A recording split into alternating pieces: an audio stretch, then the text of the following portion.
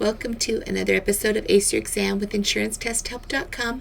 Today we're going to move on to something a little bit different than our usual insurance exams, and we're going to talk about the Security Industry Essentials, the SIE exam. This is your first step into taking securities, so that you're moving on to the Series 6, the Series 7, the 63, the 65, the 66, and beyond. The SIE is where you still want to start with all of these sort of essentials to get you going. So here we go. So like a lot of our exams, this one is set up that you can turn the sound off and use it like flashcards if you prefer not to hear my voice. And be sure to check out all of our other videos because we have a lot and a lot more coming to help you pass security exams as well as your insurance exams. Best of luck. First topic up, blue sky laws. Blue sky laws pertain to new issues. This is the state registration. State security regulations are designed to protect investors from fraudulent security sales. This comes from way back in the day, if you want to read the history on it, on rainmakers in the state of Texas, in the state of Kansas. But new securities must be registered in the state they are being sold in addition to being registered with the SEC. Next up, we have treasury stock. I'm sure you know what it is. Make sure you do, because I'll bet it's on your exam. Treasury stock is repurchased stock the corporation owns. So this is previously issued shares that have been repurchased by the corporation. They have no voting rights, they don't pay dividends, and they're usually listed separately in the equity section of the balance sheet. So this is treasury stock. It's highly testable. Be sure you know the difference between your common stocks, your preferred stocks, and of course your treasury stocks. Jumping around a little bit here because so will your exam. Municipal bonds. Municipal bonds are a bond issued by a state, city, or local government to finance public projects. Often they are tax exempt. This would be something like if you needed a new road built or there was some public works project like a hospital. A muni bond can be a great thing to help raise money for that. Next up's a bit of a long one, the priority of creditors and stockholders. This is, of course, in the event of a bankruptcy, highly testable. Make sure you know who comes first and who comes last in the priorities of creditors and stockholders. The priorities of creditors and stockholders, this is a really long one. First comes your secured creditors. These are people that have collateral. You signed off as a corporation that you would put up some sort of collateral such as equipment or building for their claim. They come first because they obviously secured it with those assets. Next up, unsecured creditors. This is obviously people you owe money to. So these are creditors that do not have collateral backing their claim, but they're still above other people. These are people like your vendors, your tax authorities, your unpaid wages. These are anyone that comes with money that you owe as a corporation to before any sort of bondholders. Next comes subordinated debt holders. These people are a little bit lower down the chain. They're still above your stockholders, but they're obviously not as high as the tax man or your employees because both of those are highly important when it comes to paying bills. And suppliers, those would be higher, but these would be basically lower priority claims compared with general unsecured creditors. After them, you start to get into your stockholders. So this is where your preferred shareholders come in line. They have a higher claim on assets than common shareholders, but their claims come after all the bills are paid. And last in line, and be sure you know they are truly last in line because that concept is highly testable. That is your common shareholders. Common shareholders are your last in line for when it comes to a bankruptcy liquidation. In many cases, they receive little or nothing because there's nothing left after they've paid all the creditors because the company is essentially bankrupt. Another highly testable item, the accredited investor. Be sure you know what qualifies someone to be an accredited investor and pay very close attention to the details. An accredited investor is considered to be a more savvy or knowledgeable or wealthy investor.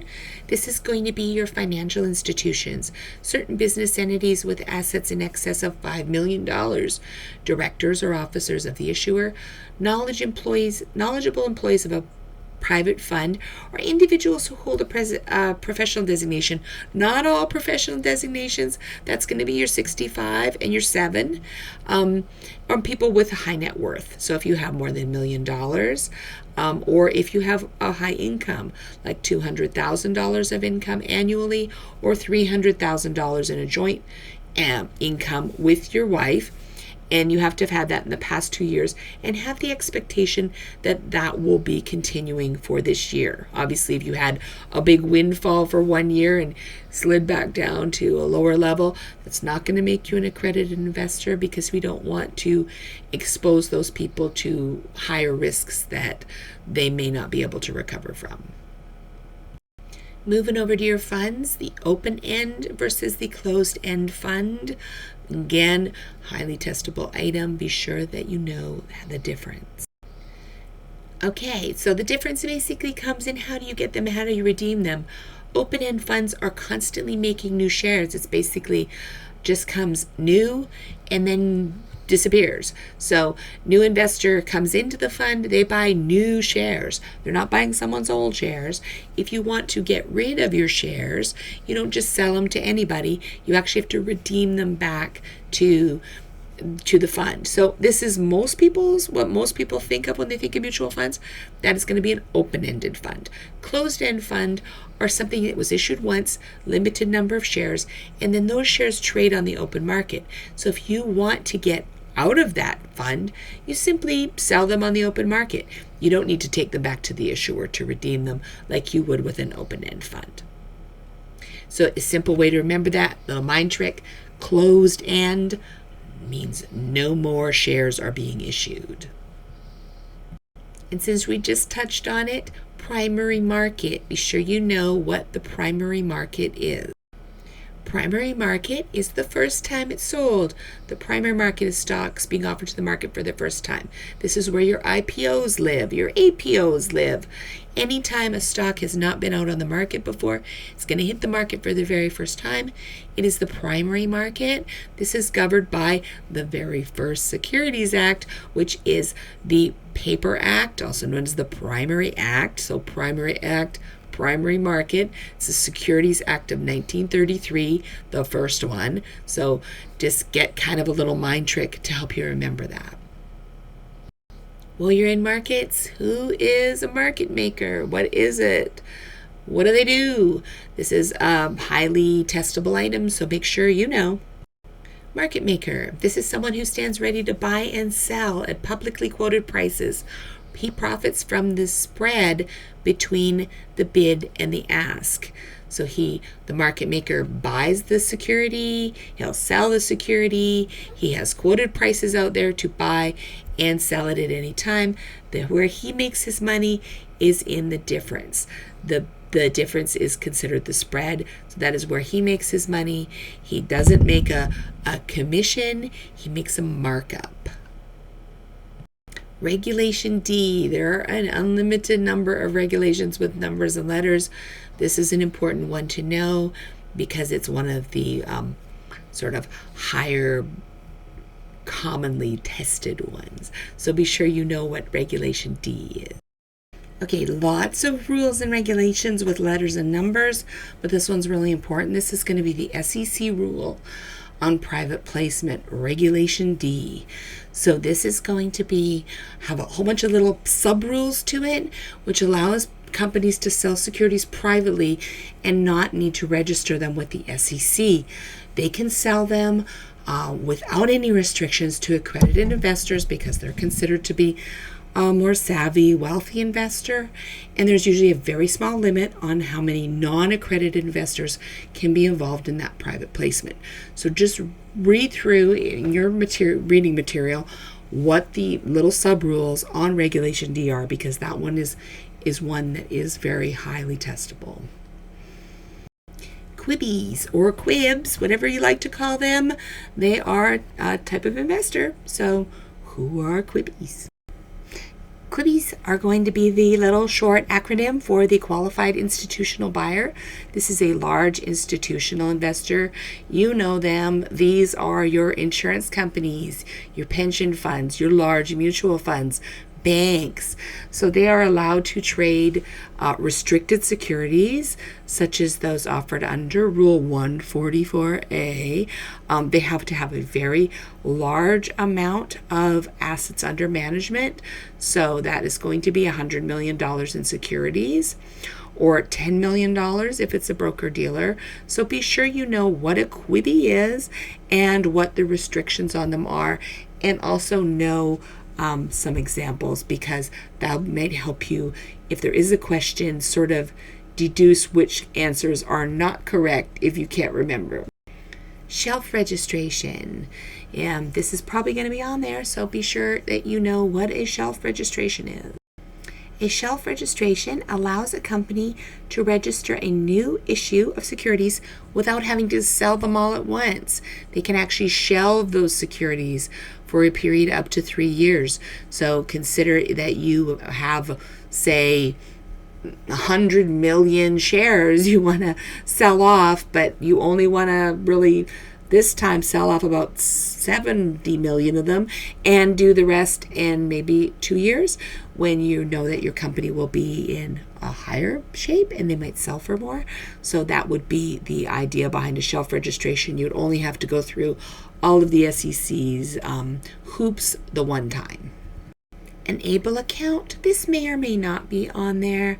It sort of goes along with some of the other ones. Sometimes you may find it, but it's going to go along with your sort of ones for minors, like your UGMAs and your Coverdales and your 529s. So an ABLE account, it stands for another acronym, Achieving Better Life Experience. This is for anyone who is living with disabilities. They have to have reached that disability by a certain age, though, so it has to be somebody, normally a lot of people born with a disability.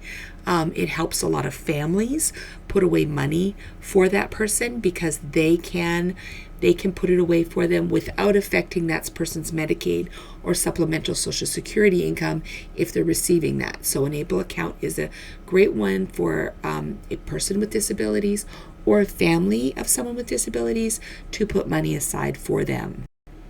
An exempt security. Be sure you have an understanding on what an exempt security is.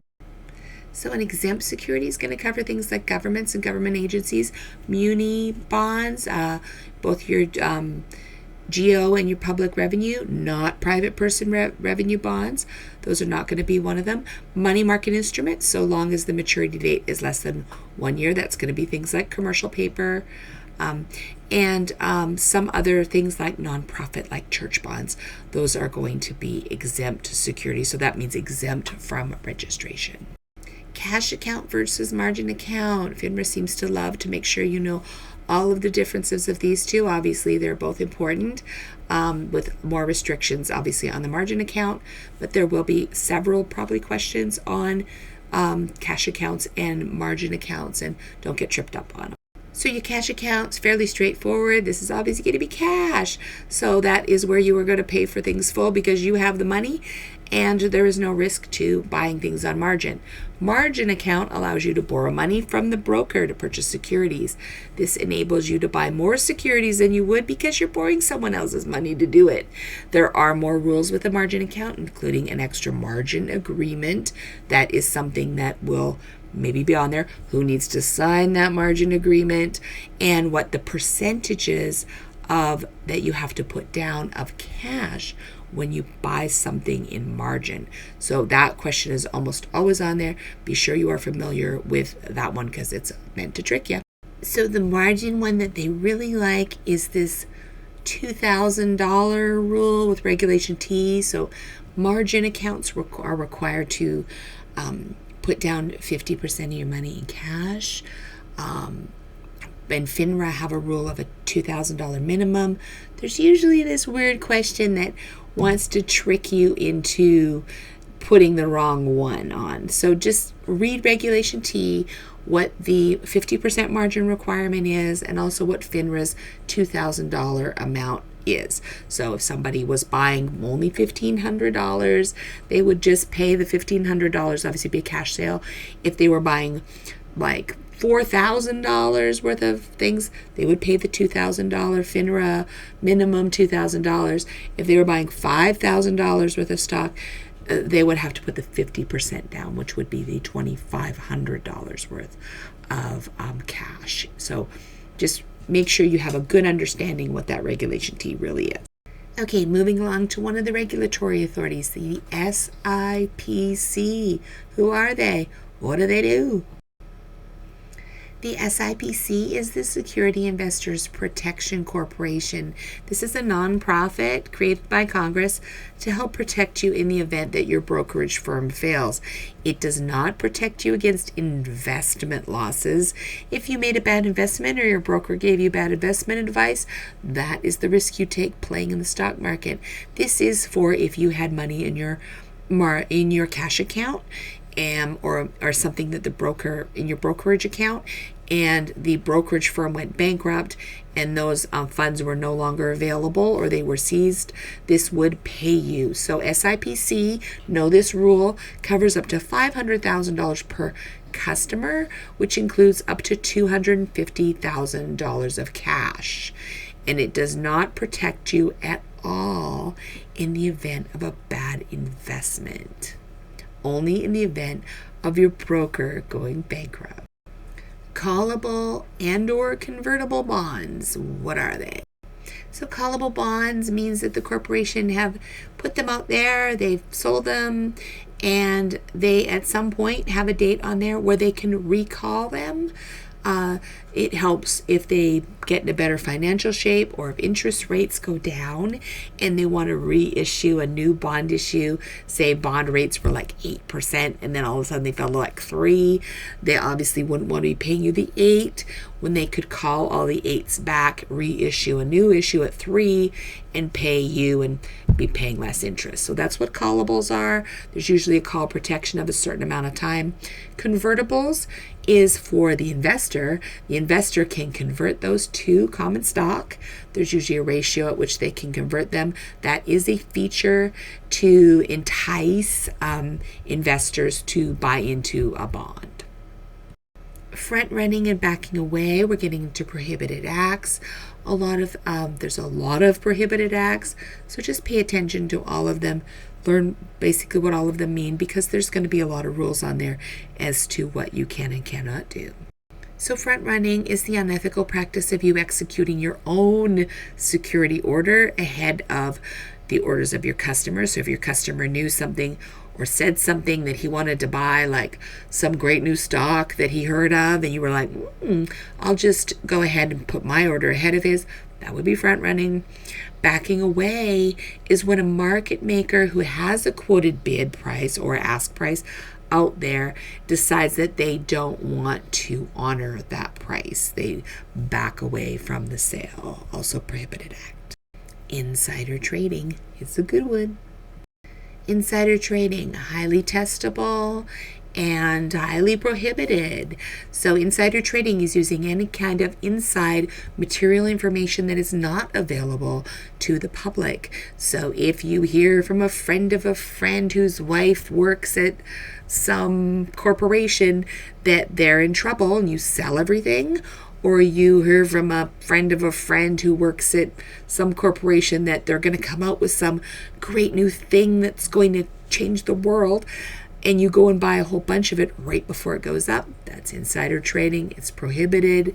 You can go to jail for up to 20 years, and you can get fines up to $5 million. The SEC also can subject you to the 3 times rule, where you can be punished by 3 times the profit or 3 times the loss avoided. So it is a highly prohibited act and highly punished. So not something you want to be doing. LGIP, there are so many acronyms on the SIE, sorry about that, but the LGIP is one that you should know because it probably might be on there. LGIP is a local government investment pool. This is to help local governments, municipalities, counties, school districts to form sort of bigger entities to invest their money, so they become more of a big investor rather than all these counties going out trying to invest it. It also gives them professional management and diversification that they might not get on their own. It is usually managed by a state or local government entity. Commercial paper, you may never buy any, but you really need to know it for the exam. Commercial paper is a short-term unsecured debt instrument issued by the corporation based on the good faith and wonderfulness of the corporation. It's not backed by any kind of collateral. It is completely unsecured. So only companies with high credit ratings issue commercial paper, because otherwise who would buy it? So it is commonly used as an alternative to a traditional bank loan. And the key to remember here is the number. It has to be less than 270 days. They use this for things like payables, inventory, payroll. So you want to remember for your exam, it is less than 270 days. Churning, another prohibited act for you to know for your exam. Churning is excessively buying and selling securities in your customer's account with no regard to the benefit for the customer. This is simply a commission generator. It doesn't help the customer, might harm the customer. It's unethical. It's also illegal. So it's a prohibited practice.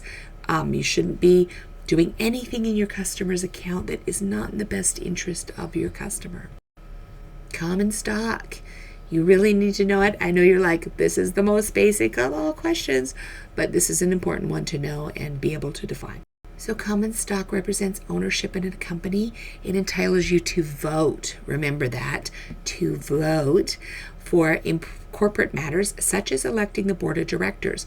You can also receive dividends. They're not guaranteed. Some companies don't do them ever. In the event of a liquidation, it's very important to remember what we talked about earlier, the order of liquidation. Common stockholders come at the very, very, very end.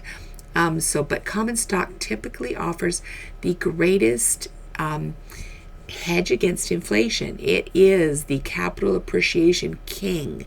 So it is important to remember that common stock represents ownership and voting rights in a corporation. And so we just did common stock. Here comes preferred stock. So preferred stock is a type of equity that gives you a higher claim on the company's assets than common stock. It is a vehicle mostly for dividends. You're going to have dividends on this one, and there's different ways that they handle the dividends. Some companies have cumulative dividends, where if they didn't pay the dividend one year because of poor economic conditions, they would owe it to you for the next year. Some don't have that. Some have participatory, where you can gain even more dividends if the company had a really good year. So it's really just important to know where preferred stock fits above common shareholders, below debt when it comes to the liquidation of a company, and how it differs from common stock not having the voting rights and receiving the dividends. Even though common stock can receive dividends, preferred stock will receive them first. These are all together, your T-bills, your T-notes, and your T-bonds. These are going to be all of your U.S. Treasury vehicles, if you will. The T-bills are your short-term debt securities issued by the U.S. Treasury. Their maturity is always 1 year or less. They are sold at a discount and redeemed at face value. T-notes, that's the one in the middle. The maturities are usually 2 to 10 years. They pay semi-annual interest, and they return your principal at maturity.